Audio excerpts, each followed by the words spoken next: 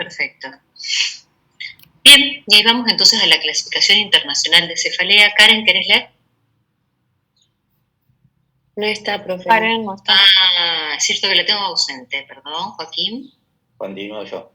Dentro de cefaleas primarias, migraña, cefalea tensional, cefalea trigémino-autonómicas, otras cefaleas primarias, y la cefalea secundaria, cefalea atribuida a traumatismo craneal y o cervical, cefalea atribuida a trastornos vasculares, craneal y o cervical, cefalea atribuida a trastornos intracraneales no vascular, cefalea atribuida a administración o supresión de una sustancia, cefalea atribuida a infección, cefalea atribuida a trastorno de la homeostasis, cefalea o dolor facial atribuida a trastorno del cráneo, cuello, ojo, oído, nariz, senos paranasales, diente, boca, cefalea atribuida a trastornos psiquiátricos y las neuropatías craneales dolorosas y otros dolores faciales. Bueno, de alguna forma esto es un cuadro un poco como para enumerar las causas. Vamos a tratar de ir viendo específicamente las causas secundarias, no primarias y después secundarias, pero si viene un paciente con un accidente de tránsito y le duele la cabeza, bueno, ¿no? y perdió el conocimiento, es un traumatismo encefalocraneano, ¿no? Y probablemente el dolor de cabeza está enmarcado en un TEC, un traumatismo encefalocraneano. Un paciente que viene con rigidez de nuca, fiebre y dolor de cabeza, en un cuadro atribuible probablemente a una infección, tenemos que revisar si no hay cuestiones meningias, ¿no? Y así, ¿no? Un paciente que viene con un dolor de cabeza y una hemiparesia, no mueve la mitad del cuerpo, y eso fue súbito, probablemente sea algún elemento vascular o algún evento vascular isquémico o hemorrágico. O sea, estas cosas ya nos van abriendo la cabeza para decir, esto es una bandera roja, no es una cefalea común. Un paciente que viene con dolor de cabeza en el marco de otras circunstancias. Así que, no, estas son el 5% del dolor de cabeza que yo tal vez tenga que revisar muy bien con un examen físico y, si es necesario, con algún examen complementario, ¿no? No lo voy a mandar a la casa a que vea un neurólogo mañana o pasado se saque un turno por ambulatorio, ¿no? Bien, entonces vamos un poquito a tratar de, si tenemos un paciente que viene con dolor de cabeza, ¿sí? Y yo tengo que, empiezo con un primer examen, con una primera inspección y un interrogatorio. Vamos a pensar en banderas rojas, o sea, ¿qué dolor de cabeza? Yo decir, este dolor de cabeza no me gusta, ¿sí? Trinidad, ¿se te ocurre algo? El inicio de la cefalea, si fue súbito, por ejemplo, repentino. Si tuvo vómito, por ejemplo, el vómito. Bien, vamos a detenernos en eso. Si fue súbito, ¿por qué? Estoy totalmente de acuerdo con vos, Trini. ¿Por qué decís que súbito es una bandera roja? Y podemos pensar, por ejemplo, en una hemorragia intracraneal. Ajá. O también, o sea, las migrañas o otros tipos de cefaleas suelen tener un comienzo como más insidioso. Más gradual, ¿no es cierto? Más gradual, el paciente te dice, me empezó el dolor de cabeza como a las 6 de la tarde y se me fue poniendo peor, y tipo 6:30 ya me estallaba. Eso no es súbito, eso fue increscendo. Ahora, súbito es, yo de bien que estaba, ¡pum!, me estalló la cabeza. Eso es súbito. Máximo de entrada, en un segundo, un dolor de cabeza que fue máximo, ¿no? Súbito.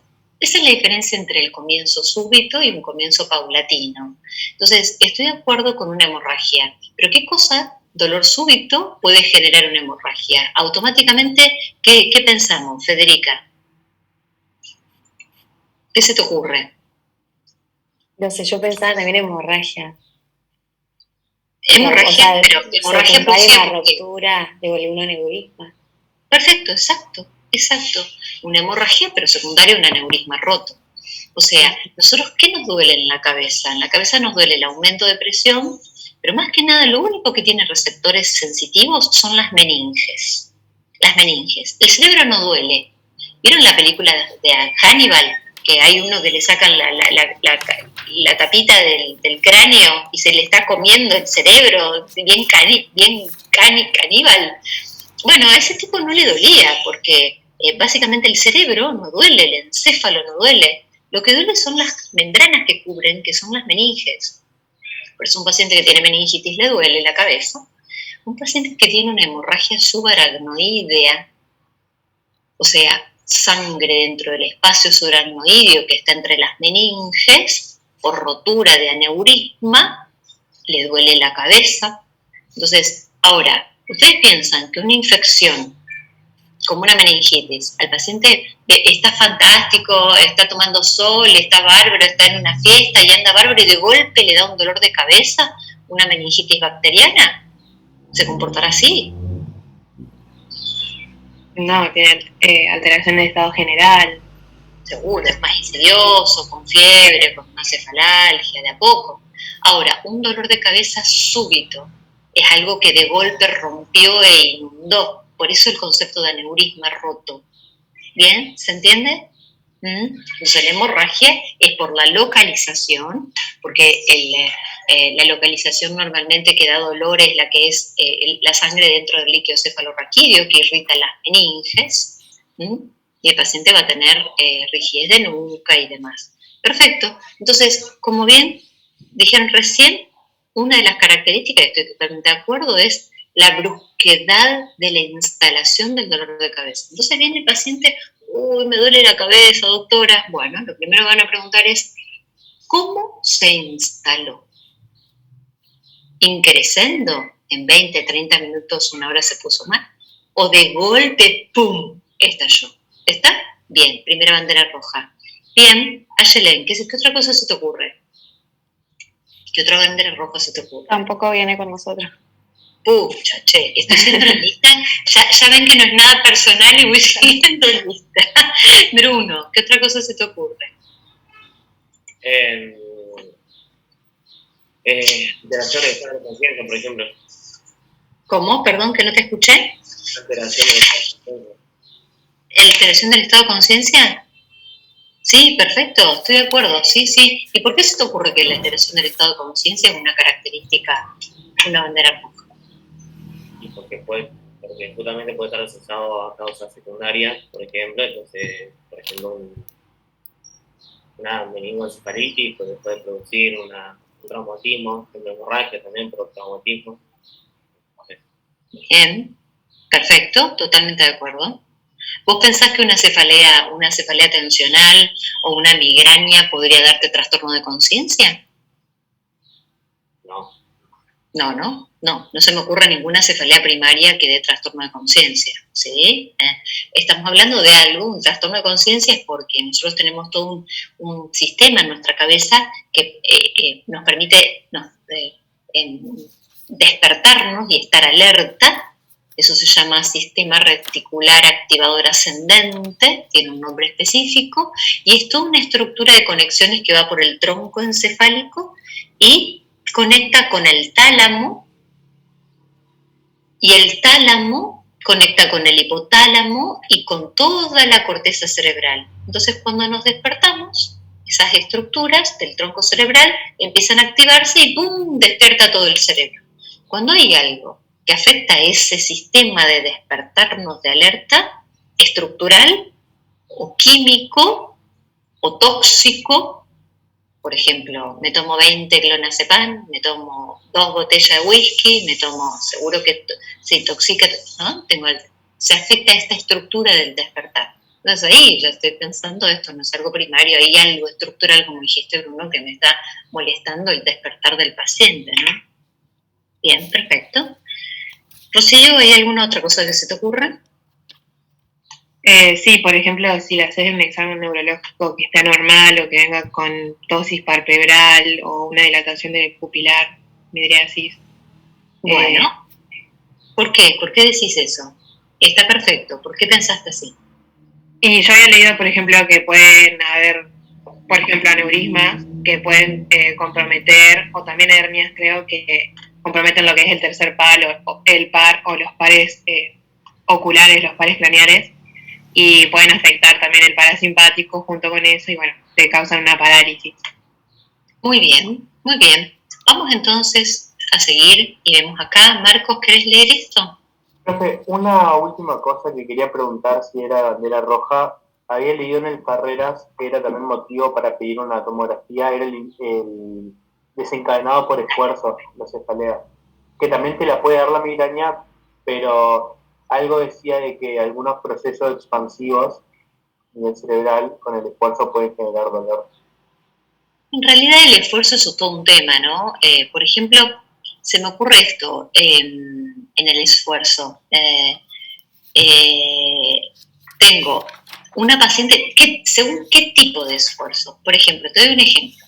Tengo una paciente que me dice, doctora, que vino la semana pasada a la consulta y me dice, doctora, yo cada vez que voy al baño de cuerpo y hago mucha fuerza porque soy constipada, me agarra un dolor de cabeza tremendo. Eso es un esfuerzo, ¿no? Entonces, ahí o me agacho y levanto un objeto muy pesado y me agarra dolor de cabeza, ¿sí? Entonces, ese esfuerzo, pero no siempre le pasa igual, ¿no? El esfuerzo es siempre medido, sabe, y es con maniobra de Valsalva. Nosotros sabemos que hay una entidad que se llama Arnold Chiari, que es el agujero occipital, ¿vieron dónde está? Acá en la parte baja del cráneo, el agujero occipital donde pasa el tronco cerebral. Bueno, el agujero occipital es más grande de lo normal y entonces hay una herniación de las amígdalas cerebelosas que comprime el tronco. Eso es estructural.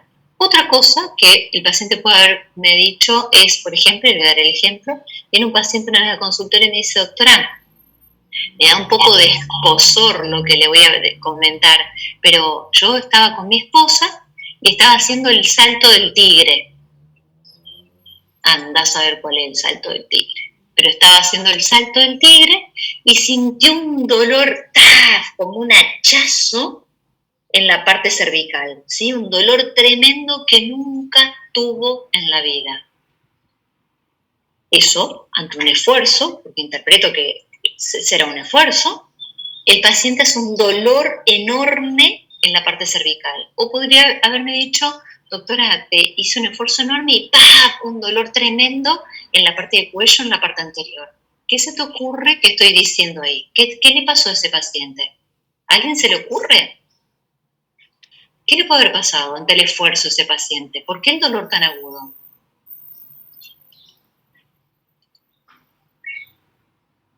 ¿A alguien se le ocurre? Bueno, hay algo que se llama disección arterial. La arteria se diseca, ¿sí? Entre las paredes es como que las paredes, las 3 capas de las paredes, es como que se abre un espacio y se forma un hematoma entre la íntima y media o entre la media y la adventicia, ¿está? Se forma todo un hematoma, se rompe y empieza a pasar la sangre entre la pared de la arteria. Eso da un dolor tremendo, agudo, tipo hachazo. Algo me pegó y me generó mucho dolor. Entonces, fíjate, Marcos, que el concepto se aplica muy distinto al esfuerzo, al relato, ¿no? Y eso es, estoy de acuerdo, ¿no? Es una bandera roja, está perfecto. Vamos a seguir viendo algunas banderas rojas. Entonces, yo no sé quién le había pedido, ¿a vos te había pedido para que leas, Marcos? Sí.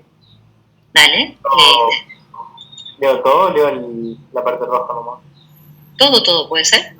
Sí. Bueno, en relación al tiempo-evolución, un dolor recurrente de larga data que se presenta en forma estereotipada habla de algunos de los tipos de cefaleas primarias, que son las que hablaron de migraña, racismo. Y un dolor de cabeza de inicio súbito, intenso, asociado a algún tipo de compromiso del estado de conciencia, puede estar indicando una hemorragia subaracnoidea. Quedó claro que la hemorragia subaracnoidea típicamente es por un babeo aneurismático. Babeo significa rotura. Babeo puede ser por una rotura aneurismática o un babeo. Voy a tratar de hacerle la diferenciación. Les cuento este otro caso. Yo era residente de clínica médica y viene un residente de ginecología. Me dice, Marcela, vos sabés que me preocupa un poquito porque estaba entrando a un parto, me estaba cambiando en la salita y no estaba hablando con la enfermera. Y de golpe, ¡pah! Un dolor. Y digo, che, ¿de qué intensidad? Y 10 de 10. Mira, yo no tengo dolores de cabeza, 10 de 10. Y ahora, no, estoy bárbaro ahora. pero vos, ¿te duele a veces cada tanto? No cada veces, una vez por año tengo un dolor. ¿Y vos me podés decir que el dolor fue brusco? Sí, fue brusco, no, tremendo, no, nunca había sentido algo así. Bueno, y ahora, perfecto. Bueno, fondo de ojo, examen físico, todo normal. Digo, mira, estás perfecto.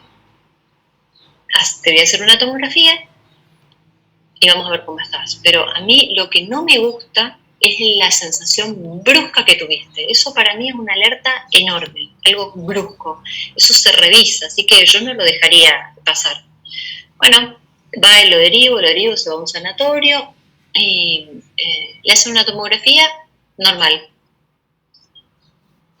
Entonces, ¿qué se le ocurre? ¿Qué hay que hacer en ese caso? Si la tomografía es normal, yo estoy pensando en una rotura de aneurisma, o sea, sangre en el espacio subaracnoideo. ¿Qué se les ocurre? ¿Qué otra cosa se podría hacer? Angio. ¿Cómo? Angiotomografía, creo. O angioresonancia. ¿Una angio? Ajá. Bueno, algo un poco menos invasivo. Podría hacerse después, Bruno, una angiografía, sí, se tiene que hacer una angiografía, pero primero tengo que tener algún grado. ¿Hay alguna otra cosa? ¿Cómo? La resonancia con contraste con gadolínio. Podría hacerse una resonancia con contraste con gadolínio. Ajá, ¿para qué? ¿Por qué decís? Para poder ver el espacio, si está ocupado. Bueno, en realidad yo sé que una resonancia con efecto angiográfico me puede mostrar las arterias, ¿sí? Podría ver las arterias. Pero a veces hay pequeñas cositas y yo pónganle que no estoy en un lugar donde haya resonancia y estoy en una guardia y no tengo resonador. ¿Hay alguna otra cosa que se les ocurra? Está bien todo lo que me dijeron, ¿eh? Una punción lumbar. Totalmente de acuerdo. ¿Por qué una punción lumbar? Y para ver el líquido hemático, digamos, porque sería una hemorragia en las meninges. Perfecto, Rocío, totalmente de acuerdo. Entonces, ¿qué pasa? Este paciente se le hizo una tomografía y estaba todo normal. Y acuérdense que para encontrar sangre en el cerebro, lo más sensible es una tomografía. Más sensible para ver sangre en un cerebro que es la tomografía que una resonancia. Y la tomografía no ha visto nada. Entonces, se le hace una punción lumbar y ahí aparece un líquido serohemático, o sea, un líquido que ya no es cristal de roca, con hematíes, y entonces a partir de ahí se decide hacer una angiografía. Pero fíjense, este paciente, ¿qué hizo? Fue algo mínimo, el aneurisma se rompió un poquito, sangró un poquito y se volvió a cerrar. Eso es un babeo. ¿No? En un segundo tiempo, las chances de que ese aneurisma se termine de romper y haya una hemorragia masiva y el paciente se muera son altísimas. Entonces, fíjense que esos pequeños babeos son la única salvación del paciente para detectar un aneurisma, porque en 2 días la mayoría se terminó de romper y se murió el paciente.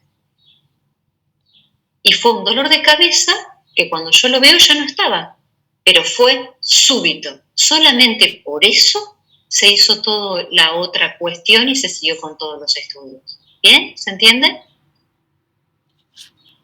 Muy bien. Yamila, ¿me querés ayudar a seguir leyendo? Sí. Bueno, el interrogatorio para evaluar las cefaleas es de importancia el comienzo, cuándo fue la primera crisis, cada cuánto le duele, si es regularmente, cambia en frecuencia o tiene intervalos libres de dolor, y la duración, cuánto dura cada crisis, si son segundos, menos de 2 minutos, hasta 2 horas o más de 2 horas. Si se puede señalar con el dedo dónde comienza y la irradiación, si es semicraniana o holocraniana, si es superficial o profunda. Perfecto, entonces ahondamos un poquito más en el interrogatorio. Primero, ¿cómo se instala? Después, ¿cómo le duele la cabeza? ¿Te duele toda la cabeza? ¿Te duele la mitad de la cabeza? Porque ya sabemos que la cefalea jaqueca o migraña es hemicránea. ¿Te duele toda la cabeza como algo tensional, ¿sí? Con la parte cervical? ¿Te duele una parte? Te lagrimea de los ojos y te sale como un agua por la nariz, unilateral, como si fuera una activación trigeminal, ¿no? Entonces, las características del dolor. Otra cosa que preguntamos es si realmente, la calidad, si es pulsátil, si es opresivo, ¿no? Si se acompaña de fotofobia, sonofobia, que aumenta con el ejercicio, si no me deja dormir a la noche. Eso es típico de migraña, ¿no? Las cefaleas tensionales no me generan ningún problema para el descanso nocturno. Otra cosa es si hay algunas, situaciones que pueden precipitar la aparición del dolor de cabeza, como luz intensas, toma anticonceptivos, comidas, olor intenso, o si se alivian de alguna forma. Bien, y otra bandera roja es que el paciente haya cambiado la historia natural del dolor de cabeza. O sea, yo voy a una guardia porque tengo mis crisis habituales y una vez por mes, desde hace 20 años, termino en una guardia por mis crisis de dolor de cabeza. Eso no es algo secundario, no es algo primario. Soy jaquecosa y termino en una guardia una vez por mes que me pongan un suero porque me estalla la cabeza. Ahora, veo un paciente que me dice, doctora, vengo porque se me estalla la cabeza. ¿Y usted tiene antecedentes de dolor de cabeza? No, jamás, no sé lo que es un dolor de cabeza. Pero vos me estás diciendo que ahora tenés dolor de cabeza y nunca tuviste. Sí, es el primer dolor de mi vida. Bueno, chicos, ¿no? A tener un poquito en cuenta. O les pueden decir, sí, yo sufro y tengo un dolor de cabeza al mes, 2 al mes, pero así fue toda mi vida. Pero de hace 3 meses que a mí me duele todos los días el dolor, la cabeza. Eso es un cambio en el ritmo. También de un paciente que tal vez tenía cefaleas tensionales y ahora tiene una metástasis cerebral con edema cerebral y le duele todos los días la cabeza, o tiene una infección, una meningitis a criptococo y le duele todos los días la cabeza. O sea, que cambie el patrón o el ritmo del dolor de cabeza. Que no sea como siempre. No era como el que tenía 1 o 2 veces al año, ahora lo tiene todos los días hace 3 meses. ¿Se entiende? Eso es otra pregunta que hacemos. Entonces, la instalación, las características, cómo le duele y dónde, si calma, si no, demás. Y la frecuencia con que tiene, de ocurrencia y la periodicidad, ¿no? Bien. Franco, ¿querés empezar a leer la TEA? Sí, ahí leo. Para la exploración clínica tenemos en cuenta el nivel de conciencia con la escala de Glasgow, los signos vitales, fiebre que te puede dar una infección o HSA, no sé qué es. Hemorragia subaracnoidea. Hemorragia subaracnoidea. La TA, si la sistólica es mayor a 180 o la diastólica mayor a 120. Y hay mejoría al revertir la TA si es gestante, si tuvo un parto reciente, porque puede ser una preeclampsia. La exploración neurooftalmológica con fundoscopía por edema papilar o hemorragia subhialoideas. Bueno, espera un poquito ahí. A ver, si yo viene un paciente a la guardia y veo que tiene un trastorno de la conciencia, obviamente que era uno de los signos de alarma de bandera roja que ustedes me habían dicho, así que perfecto, ¿no? Después, si el paciente tiene fiebre, ¿no? Obviamente, si tiene fiebre, tiene 38 de temperatura y viene con dolor de cabeza, ¿qué estamos pensando? ¿Cómo unimos esos dos elementos? Y puede ser, por ejemplo, una meningitis, como decíamos hoy. Claro. Sí. Ahora, yo también quiero que se pongan frente a esto. Ustedes están en una guardia y el paciente les dice, ahora vengo porque empecé con 38 de temperatura y se me parte la cabeza. ¿Todas van a ser meningitis? Y no. No, ¿no es cierto? Ajá. Entonces, ¿qué voy a pensar? Lo primero que voy a pensar en una infección. ¿Cuáles son las causas más comunes de infecciones en una guardia? ¿Qué se le ocurre? ¿Por qué consultar a la gente a una guardia? ¿Por qué tipo de infección? Respiratoria, una neumonía, ¿qué otra más? Una ITU. una neumonía, una angina pultácea, una infección urinaria, muy bien. Entonces, a ver, las causas más comunes son estas. Entonces, un paciente viene con fiebre y con dolor de cabeza, no pienso al toque meningitis. Lo voy a revisar, le voy a ver la garganta, lo voy a ocultar, le voy a tocar la panza, voy a ver si no tiene una apendicitis, si no tiene una colecistitis, si no tiene, ¿no? Voy a ver si no tiene ardor para orinar, una infección urinaria, son las causas más comunes. Ahora, no le encuentro foco. Tipo, no le arde la garganta, no tiene tos catarro, no tiene ardor para orinar, no le duele la panza, no. Esperá, esta fiebre y coso, ¿qué le van a hacer al paciente? Porque ahora sí estoy tratando de buscar foco infeccioso para descartar una meningitis. Y lo haces ¿Qué? hemocultivo por 2 y... No. Al examen físico, ¿qué le van a ir a buscar? y Fiebre y dolor de signos cabeza y pienso que una meningitis. signos de irritación meningia como Brudzinski. Rigidez de nuca, Kernig y Brudzinski. Así como si ustedes quieren ir a buscar una angina pultácea con placas, van y le abren la boca, buscan un palito, un bajalengua, y le abren la boca para ver si tiene unas placas que le hacen así, y por eso tiene la fiebre y está el dolor de cabeza. Para saber si la fiebre y el dolor de cabeza es por meningitis, le tienen que hacer Kernig y Brudzinski. ¿Está? Ver si tiene rigidez de nuca, básico. ¿Está? Y ahí entonces se van orientando a ver dónde viene la fiebre. ¿Está? Bueno, otra cosa que van a hacer es, si el paciente dice, bueno, tiene rigidez de nuca, me cayó a la guardia un paciente que tiene fiebre, dolor de cabeza y me parece que tiene rigidez de nuca. Bueno, ¿qué van a hacer? ¿Qué van a hacer con ese paciente? ¿Lo mandan a la casa? Un fondo de ojo porque si tiene, digamos, está contraindicada una punción lumbar si tiene edema de papila. O sea, vas a decidir hacerle un fondo de ojo, ¿no es cierto? Claro. Porque para hacer una punción lumbar, para detectar si tiene una meningitis o no tiene una meningitis. Claro. Bueno, perfecto. Así que ahí le vas a hacer fondo de ojo para ver si tiene edema de papila. Bueno, yo les digo algo. Si ustedes no están familiarizados con el fondo de ojo, se les va a complicar saber si el paciente pueden punzarlo o no pueden punzarlo. Y encima nunca han hecho una punción lumbar y van a tener que derivarlo porque no van a poder punzarlo ustedes y demás. ¿Harían alguna otra cosa? Ustedes dicen, bueno, están en un zanco en la periferia y dicen, no, hay que hacer una punción y hay que hacer un fondo de ojo, alguna neuroimagen. Le voy a tener que derivar. Este paciente me parece que tiene rigidez de nuca y tiene fiebre. ¿Hay algo que ustedes puedan hacer con ese paciente mientras lo envían para que se complete todos los estudios? Si no pueden hacerlo ustedes. Un tratamiento antibiótico empírico. Perfecto, Agustina. Totalmente de acuerdo. Agustina, ¿no? Sí. Perfecto. Bien.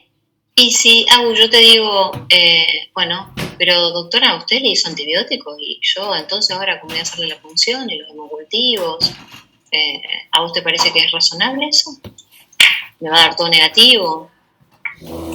Y depende de la distancia también al centro de mayor complejidad. Bueno, está en Reconquista el paciente y lo tenés que mandar a Santa Fe, tiene 5 horas de viaje y tenés que mandar. Obviamente ya ahora en Reconquista tienen todo, no se manda un paciente por una meningitis, pero no, doy un ejemplo hipotético. Y pasa que la meningitis es una emergencia. Totalmente de acuerdo, Agustina. La meningitis es una emergencia neurológica. Hay que hacerla automáticamente, la sospecho, yo le hago antibióticos. Después me tomo el tiempo de hacerle una punción lumbar, de hacerle una tomografía, de hacerle lo que yo quiera, el fondo de ojo. La meningitis la sospecho y le hago una dosis de antibióticos, dosis máximas, porque el cerebro es tiempo, o sea, más permito que permanezca la infección dando vuelta, más chances de afectar la parte cerebral tengo. Así que una meningitis, yo sospecho porque tiene rigidez de nuca, no puedo evacuarla rápidamente a la duda de si es o no es, le hago antibióticos y después sigo a ver cómo hago con todo para poder diagnosticarlo o no. ¿Se entendió cuál es el esquema, sí o sí, de diagnóstico y terapéutico de una meningitis? Bien, esa es la conducta que no puede fallar en una guardia. ¿Está? Lo sospecho, antibiótico. Puedo comer el fondo de ojo y demás. ¿Está? Y la PL. Bueno, bien, entonces en el examen físico veo signos meningios, Kerner-Kosinski, ¿no? Palpación, puedo palpar las arterias temporales en caso de un dolor con un dolor bien localizado, exquisito, en las arteritis de las arterias temporales. Palpación de la articulación temporomandibular en los pacientes que bruxan, ¿no? Y duele mucho. Ahora, como yo hago un examen físico y veo que el paciente viene con trastorno de la conciencia, como dice acá arriba, ¿no?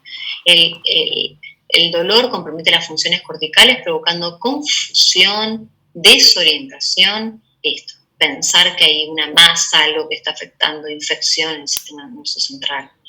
Ahora bien, sí, como dijeron en un momento, que no me acuerdo quién, me había dicho muy bien que un signo de alarma es encontrar un tercer par, un compromiso pupilar. No sé quién lo había dicho.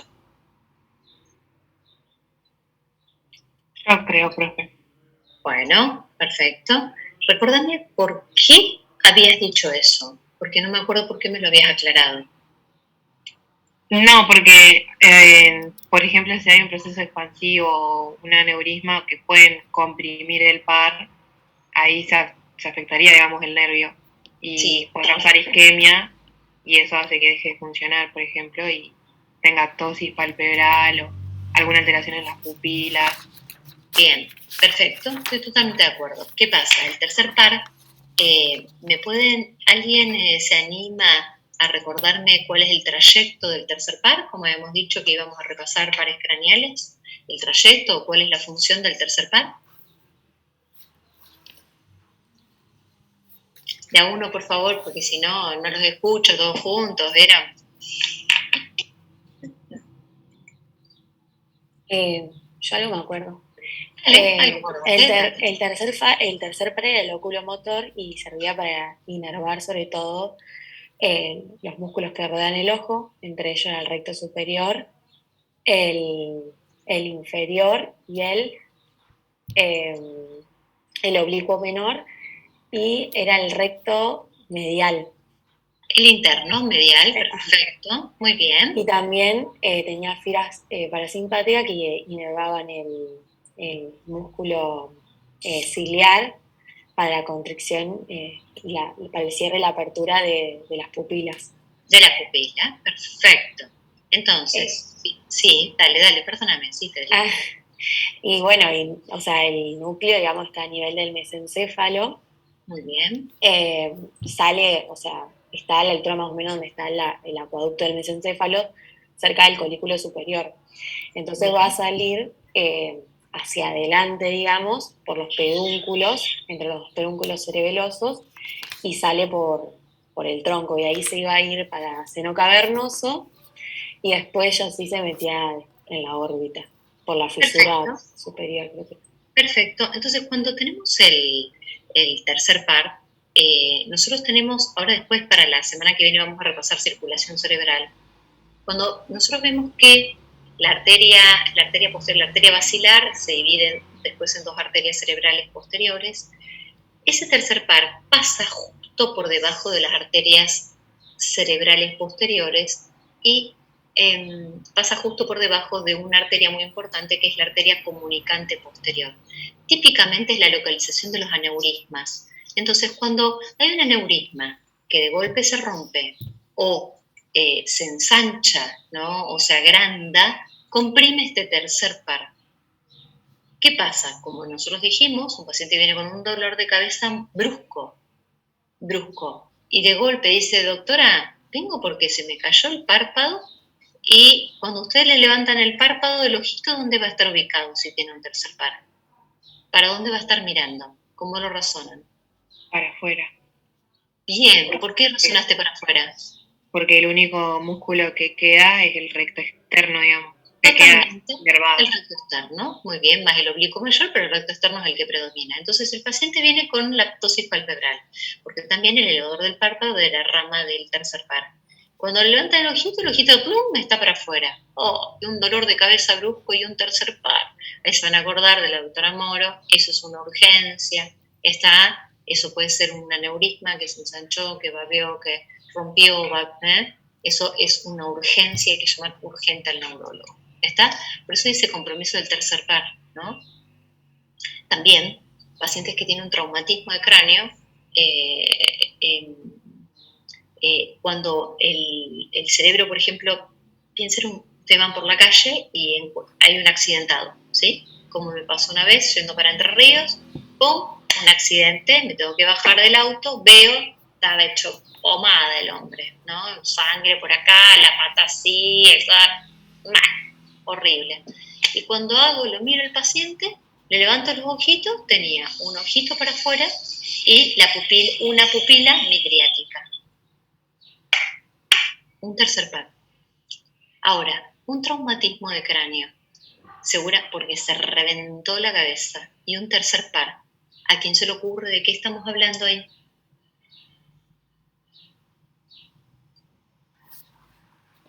Ese paciente tiene algo que se llama hernia, hernia. El cerebro está teniendo un hematoma, una contusión, está totalmente inflamado, algo le ha pasado, por el cual empieza a herniarse los lóbulos temporales a través de algo que se llama tienda.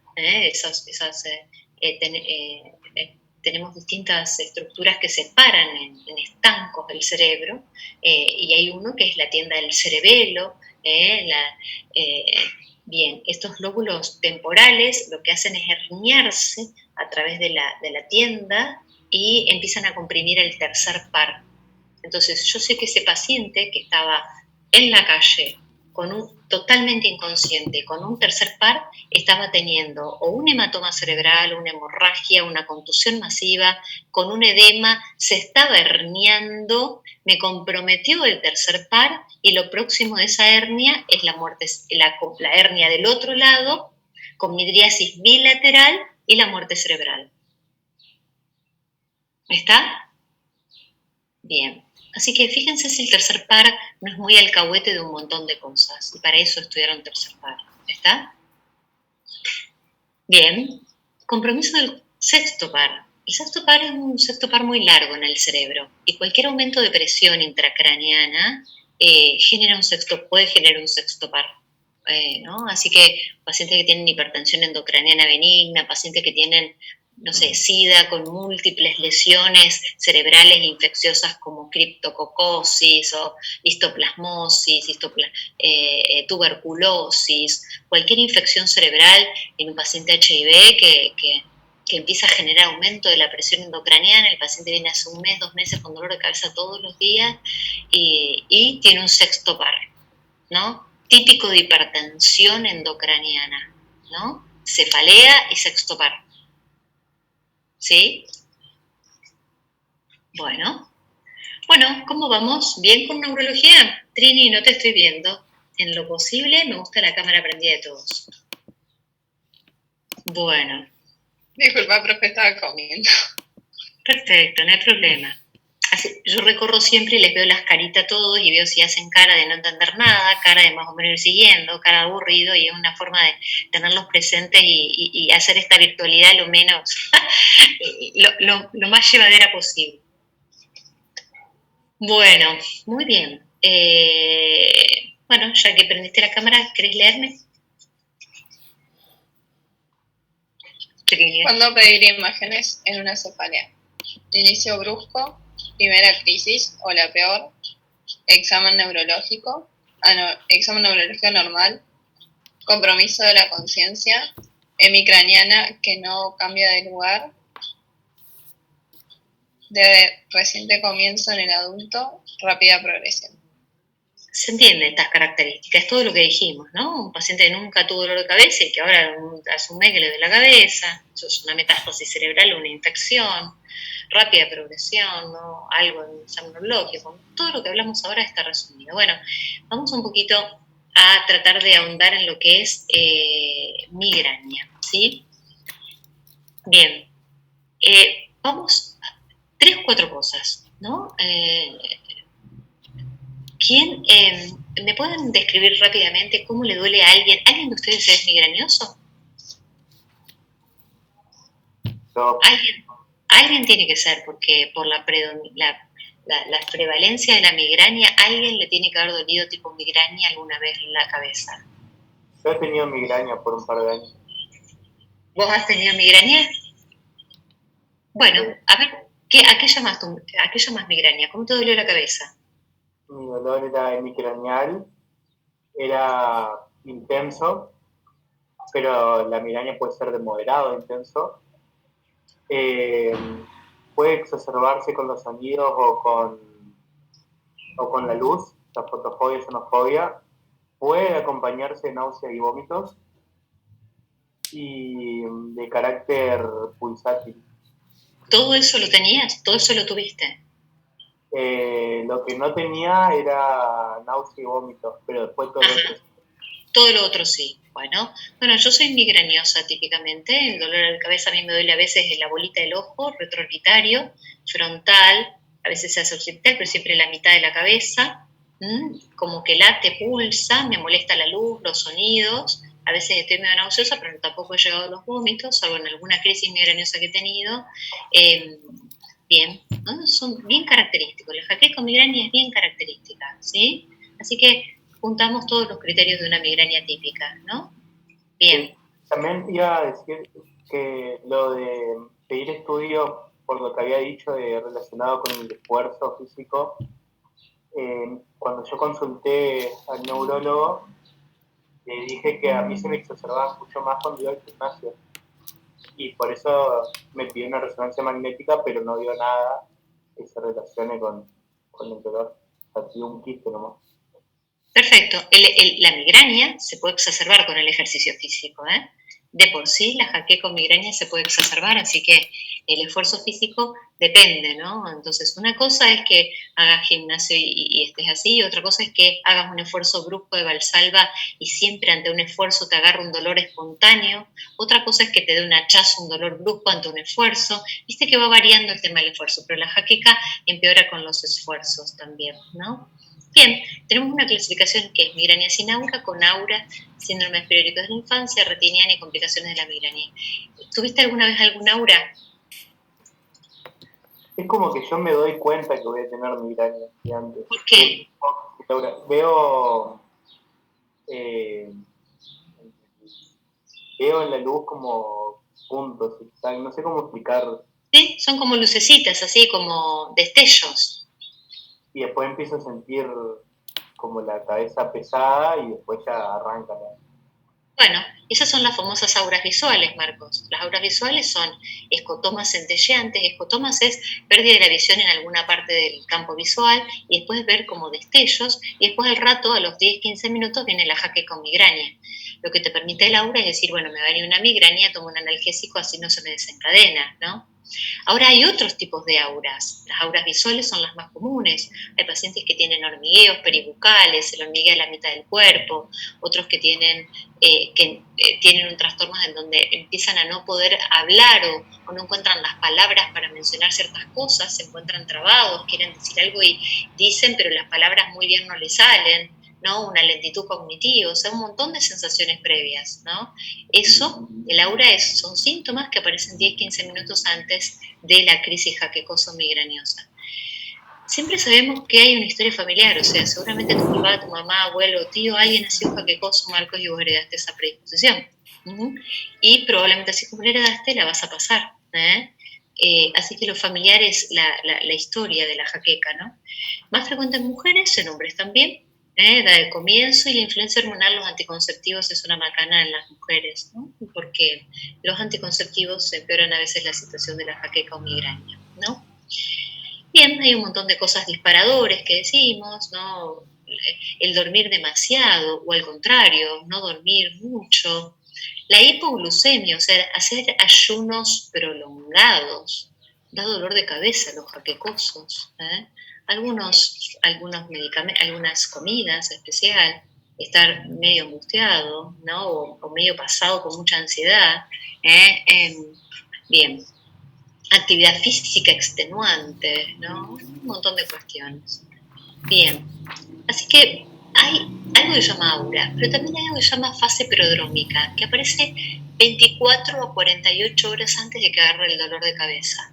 Todos los pacientes que tienen jaqueca pueden decir, si hacen retrospectivamente memoria, dicen, ayer tenía un humor que no, o mal humor, o irritabilidad, o sueños y bostezos, o algunos retorcijones, o aumento de la diuresis, o hiperfagia, unas ganas de comer y comer chocolate y comer cosas, ¿no? Típicamente 24 horas antes, 48 horas antes de que venga el dolor de cabeza, ya el paciente puede hacer un poco de memoria retrospectiva y muchos relatan estas cuestiones, ¿no? Típicas.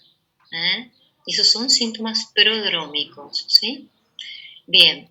Ahora, no todas las migrañas tienen auras, hay migrañas sin auras, ¿no? Y bueno, y estas son las características que dijimos hace un rato, ¿no? Se agrava con los movimientos o la actividad física rutinaria, que es lo que decías vos, Marcos, ¿no?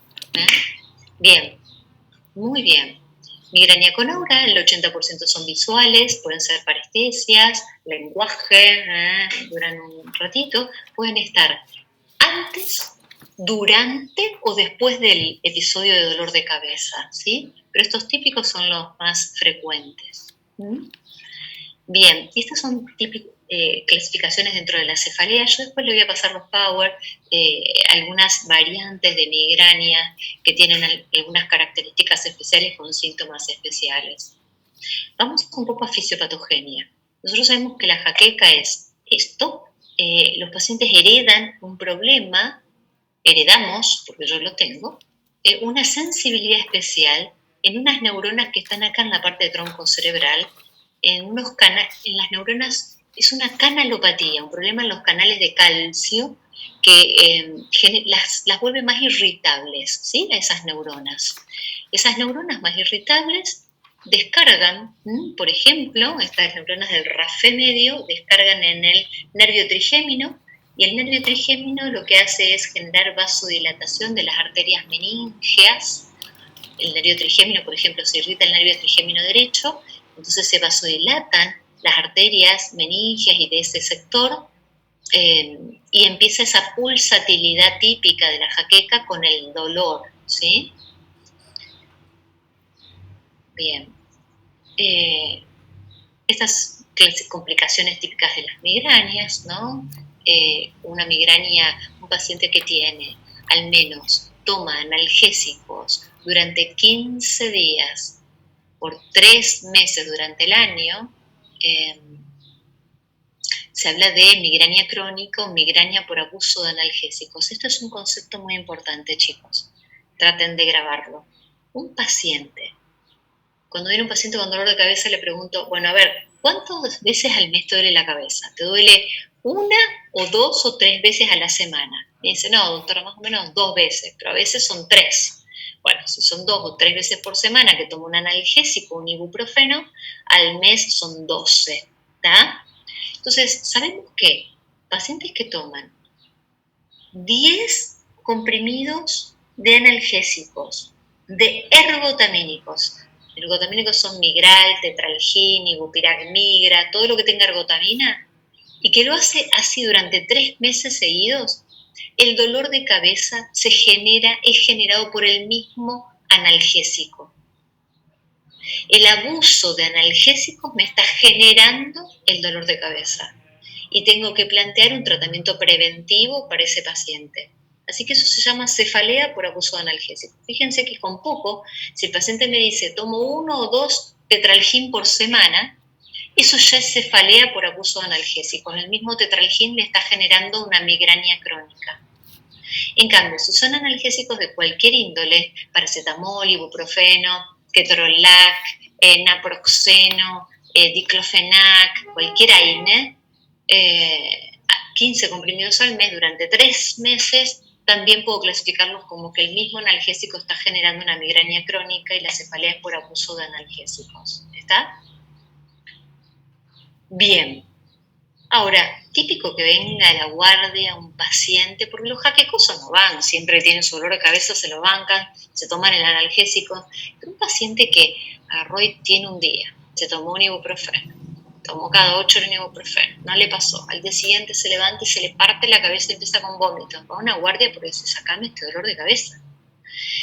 Un paciente que al menos estuvo 2 o 3 días peleando, tomando analgésico y fue y se tomó esto y después se tomó el tetralgina y se tomó el ergotamínico y se tomó todo, 3 días con un agujero así en el estómago de tanto analgésico que toma y va a la guardia porque dice, no hay más, se me parte la cabeza y me tomé todo estos 3 días. Ya se considera que ese paciente tiene un estatus migrañoso, un estado migrañoso. O sea, el paciente está volviendo refractario a los analgésicos. Por más que tome cualquier analgésico, el paciente se le va a seguir con dolor de cabeza porque se está volviendo resistente a los analgésicos. Y eso se llama estatus migrañoso. Paciente que le viene a la guardia con un estatus migrañoso porque ya a nadie le pasa el dolor de cabeza. Y el estatus migrañoso, tratamiento agudo de la migraña, lo podemos tratar de esta forma. Estas 3 palabritas acá. Lo que hacemos típicamente cuando viene el paciente tan hecho pomada es, le hacemos un Reliberan, le hacemos una Dexa y cualquier analgésico que tengamos a mano, un diclo, un ketorolac, un ibuprofeno. ¿Por qué hacemos el corticoides? Porque el corticoides los saca a los pacientes de esa resistencia a los analgésicos, ¿sí? Los vuelve respondedores a los analgésicos. Y el Reliberan no es solamente porque el paciente vomite por la crisis, sino porque es un muy buen potenciador analgésico que sirve para potenciar el efecto analgésico del analgésico que le demos. Así que por más que el paciente no vomite, no esté vomitando con su jaqueca, le voy a hacer una Dexa, un Reliberan y cualquier analgésico que tenga a mano inyectable. ¿Está? Así voy a tratar un estatus migrañoso. ¿Bien? Bueno. Bien. Pasemos un poquito. Tratamientos de las migrañas. Siempre, por supuesto, las crisis leve o moderada, un analgésico común. Cualquiera, analgésico simple. Se ha visto en los estudios que... en estudios que se trató de ver cuál es el analgésico más efectivo para combatir el dolor de cabeza. Y se pusieron una rama el diclofenac, en otra el ibuprofeno, en otro los triptanes, en otros los el naproxeno, y vieron que todos fueron igual de efectivos si el dolor de cabeza era tratado en el primer segundo, en el primer momento que el paciente nota el dolor de cabeza. Pero vieron que los pacientes que tomaban ibuprofeno y Reliberan, o paracetamol y Reliberan, o cualquiera de los analgésicos con Reliberan, era más efectivo el control de la jaqueca cuando inicialmente al analgésico le agregaban un Reliberan. Por eso yo actualmente les digo a los pacientes, para controlar su jaqueca, le digo, tomate un ibuprofeno y un Reliberan sublingual, ponele, para controlar las jaquecas, ¿sí? Las crisis leves o moderadas. Cuando el paciente tomó un analgésico, no le pasó, ya está descompuesto, lo único que te saca es el ergotamínico o los triptanes, ¿no? Bueno, esto un poquito cómo tratar en la guardia, es lo que más o menos le estuve diciendo, en tratamiento de un estatus migrañoso, es antiemético, un protector gástrico, la reposición, corticoides, ¿no? Y después, obviamente, decir un paciente que tiene un estatus migrañoso o un paciente que viene con muchas jaquecas, vamos a decidir un tratamiento preventivo antimigrañoso para tratar de desensibilizar al paciente, ¿sí? Esos tratamientos preventivos, ¿conocen algún tratamiento preventivo para migraña? ¿O alguna vez hiciste, Marco, algún tratamiento preventivo? Topiramato. Ajá, topiramato. Bien, ¿alguien conoce algún otro medicamento que puede servir para prevenir migrañas? ¿Puede ser el ácido valproico?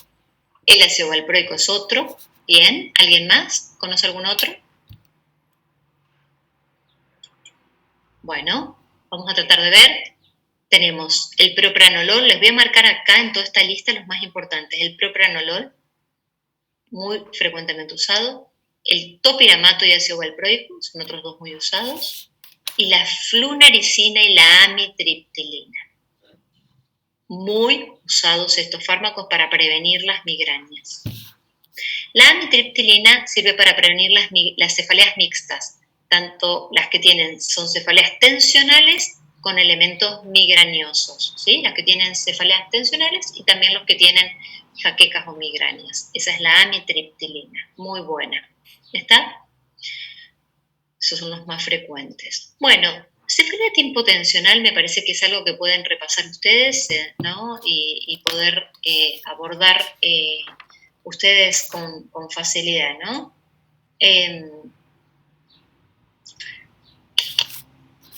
Ahora es 2:15. Bueno, ¿cómo vamos? Bien. Bueno, para hacer la primera clase bastante intenso, así que neurología full. Y eso que no vimos pares craneales, ya van a ver lo que va a hacer ACB con neuroanatomía y la marincocha, así que a usar la cabeza. Bien. Profe, ¿el tratamiento Sí. preventivo del que hablábamos se le da a todos los pacientes con migraña o se le da, digamos, a algunos casos especiales?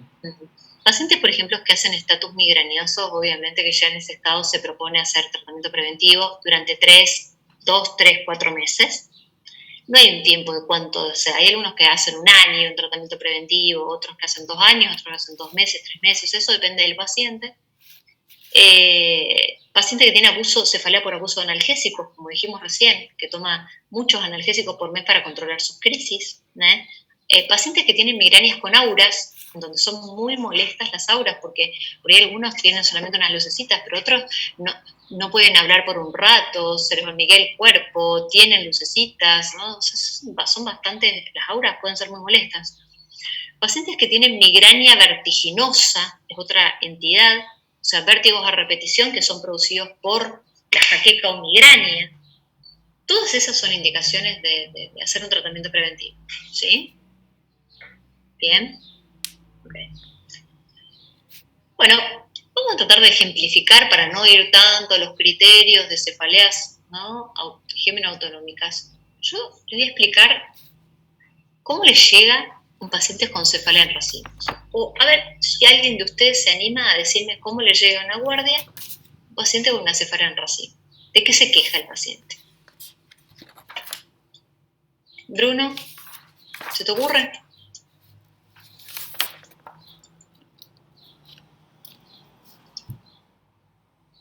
Yami, ¿se te ocurre? ¿Una cefalea en racimo? Es la que afectaba de forma unilateral y que generaba síntomas a nivel ocular. En general lo refería al paciente como que le dolía alrededor del ojo o en el ojo. Sí, perfecto. Generalmente eran hombres. ¿Cómo, Agus? Que generalmente se daba más frecuentemente en hombres y que era un dolor muy intenso. Sí, sean hombres. Ahora, ¿cómo hacemos, Yami, si te viene una guardia, un paciente que le duele la bolita del ojo unilateral? Porque las migrañas también duele el ojo y es unilateral. Entonces ahí estamos en un problema. Puede ser por el tiempo de duración que duraban. No, igual no, eran más cortos eso. Puede ser, lo que pasa es que puede durar algunos minutos hasta 2 o 3 horas. O sea que una jaqueca también podría durar eso. ¿Habría alguna otra cosa que se les ocurre que puede diferenciar una migraña, que es hemicránea, de una cefalea en racimos? ¿Algo más, Joaquín? La epífora, ipsilateral, la rinorrea. Bien. Y el dolor retroorbitario. Bien. El dolor retroorbitario es muchos pacientes que tienen migraña, yo les digo porque lo he tenido, también les duele el ojo, ¿no? Les duele la bolita del ojo. Entonces no. Pero la migraña no le lagrimea, ni tiene caída de goteo nasal, ni se pone rojo como con inyección conjuntival. Eso es típico de la cefalea en racimo. Entonces a los dos le duele un lado.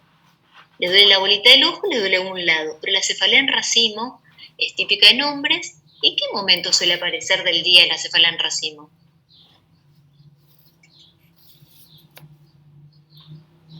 Más de noche. Durante la noche. Sí, a la tardecita o noche está típicamente, o podría ser durante el día, y es típica en hombres y en la época invernal, ¿sí? Entonces, fíjense, cefalea en racimo. Típico que ustedes están durmiendo a las 2 de la madrugada, durmiendo en una guardia, porque lograron dormir 2 horas y lo llama la enfermera y le dicen, doctora o doctor, baje, tiene un pacientito, y llegan al consultorio y el pacientito está caminando de punta a punta del consultorio. Doctora, por favor, sáqueme este dolor, sáqueme este dolor, no aguanto más, se me parte la cabeza, y le lagrimea el ojo y le cae agüita en la nariz, tiene medio rojo el ojo, chiquito el párpado, desesperado del dolor. 2 de la madrugada, cuando ustedes están dormidos y dicen, no, me cayó una cefalea en racimo. ¿Está? Bien. Bueno, todo esto, típico de elemento trigeminal. Bueno, ¿cómo lo podemos tratar? Estos son los criterios. ¿Cómo lo tratamos? Viene a la guardia. ¿Cómo lo van a tratar a una cefalea en racimo? Trini, Federica, Bruno, voy diciendo lo que tengo en la pantalla, Rocío. Puede ser que se usaban corticoides. Puede ser que se usen corticoides, sí, pero eso va a servir para prevenir a largo plazo el dolor. Ahora lo quiero sacar ahora de la crisis. Bueno, Puede ser que la cefalea en racimos era de estas las que respondía a oxígeno alto flujo, triptanes y AINES altas dosis. Oxígeno. Se le pone una mascarita de oxígeno a alto flujo, ese paciente a las 2 de la mañana, ustedes no tienen una sola muestra de triptán, que es el sumatriptán, ni naramig, ni naratriptán, sale cada comprimido de triptán sale 2.000 pesos, el comprimido, así que imagínense qué muestras ni a palo tienen, el paciente quiere que por favor le saque del dolor de cabeza, le ponen una mascarita de oxígeno a alto flujo, y pueden calmarle el dolor hasta poder empezar después con el tratamiento crónico, ¿no? Y ahí podemos usar corticoides, podemos usar en tratamiento preventivo, si no responde, podemos usar topiramato, podemos usar un montón de cuestiones como para tratar de sacarlo al paciente del dolor agudo y después para hacer un tratamiento crónico. Yo uso también mucho el ácido valproico y funciona muy bien como preventivo de esas cefaleas en racimo, ¿sí? Bien. Muy bien. Estos son otras trigéminos autonómicas. Sepan que está la cefalea en racimo, la hemicrania paroxística, que es otro tipo de dolor de cabeza autonómica porque da esos síntomas, y la hemicrania crónica, que también tiene otras características, que esto después lo pueden repasar, pero me interesa que sepan alguna de estas, por ejemplo, que se queden con el concepto de las trigéminos autonómicas como el... Y después llegamos a lo último, que es la neuralgia del trigémino. La neuralgia del trigémino es un dolor craneano. La mayoría de las neuralgias son idiopáticas, no se sabe por qué se produce. Algún pequeño porcentaje de pacientes, el nervio trigémino, que sale, ¿de dónde sale el nervio trigémino? ¿Quién se acuerda algo del trayecto de trigémino? Y función.